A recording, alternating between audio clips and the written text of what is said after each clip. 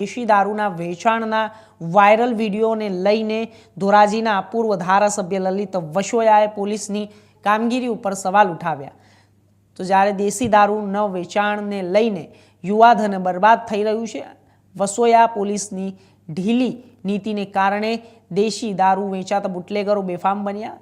વસોયાએ કહ્યું કે દેશી દારૂનું વેચાણ કરનાર पर પોલીસે કાર્યવાહી કરવી જોઈએ। દેશી દારૂ વેચનાર પર કડક કાર્યવાહી કરવાને બદલે સ્થાનિક પોલીસને માત્ર કાગળ પર જ કાર્યવાહી કરે છે।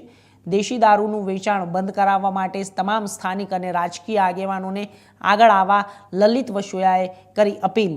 ધોરાજીના ધારાસભ્ય મહેન્દ્ર પાડલિયા વિરુદ્ધ વાયરલ થયેલા લેટરમાં પણ પાડલિયા બુટલેગરો પાસે મહેમાન સાચવવા માટે નાણાં લેતા હોવાનો કરાયો હતો આક્ષેપ। દેશી દારૂનું વેચાણ બંધ કરાવવા પોલીસ ખાસ ઝુંબેશ હાથ ધરે। વસોયાએ કહ્યું, દારૂ પીવાથી યુવાધન બરબાદ થઈ રહ્યું છે।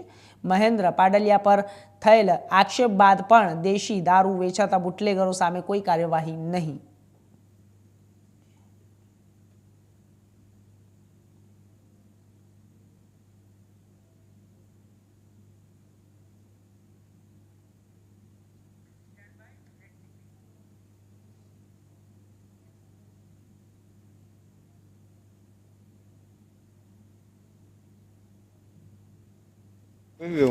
आज सोशियल मीडिया और एक टीवी न्यूज चैनल नी अंदर मैं समाचार जोया छे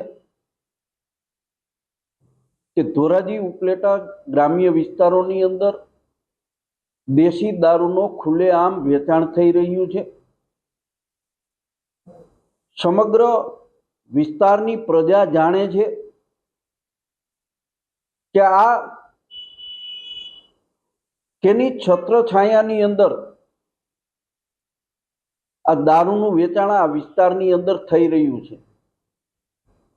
હમણાં ધારાસભ્યશ્રીની વિરુદ્ધમાં પણ એક પત્રિકા વાયરલ થઈ અને એમાં પણ દેશી દારૂના વેચાણના ઉલ્લેખો કરવામાં આવ્યા। ત્યારે શા માટે પોલીસ તંત્ર આવા દેશી દારૂ વેચતા લોકો ઉપર કડક કાર્યવાહી કરતા નથી, એ પણ સવાલ ઊભો થાય છે। ક્યાંક ને ક્યાંક રાજકીય ઓથ આવા લોકોને મળતો હોય એવું સ્પષ્ટપણે દેખાઈ રહ્યું છે। કોંગ્રેસ પાર્ટી અનેક વખત આ રાજ્યના ગૃહમંત્રીને રજૂઆત કરી ચૂકી છે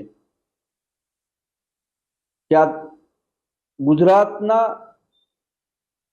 નબળા વર્ગના જે લોકો છે એને આ નશામાંથી મુક્ત કરાવવા માટે દેશી દારૂના વેચાણ કરતા લોકો ઉપર કડક કાર્યવાહી કરે, જેથી નશાખોરીના રવાડે ચડતી ગુજરાતની યુવા પેઢી બચી શકે। ધોરાજી ઉપલેટા વિસ્તારની અંદર ખુલ્લેઆમ દેશી દારૂ વેચાય છે। આપ જે મને પ્રશ્ન પૂછો છો એના અનુસંધાને કહું કે ફક્ત સત્તાધારી પક્ષના ધારાસભ્ય, સંસદ સભ્ય નહીં, પરંતુ સામાજિક સંસ્થાના આગેવાનોએ, સામાજિક આગેવાનોએ, દરેક પાર્ટીના રાજકીય આગેવાનોએ આપણા વિસ્તારના યુવા ધનને બચાવવા માટે એક વ્યવસ્થિત ઝુંબેશ ચલાવવી જોઈએ અને પોલીસ ફક્ત કાગળ ઉપર કાર્યવાહી કરવાને બદલે ગ્રાઉન્ડ ઉપર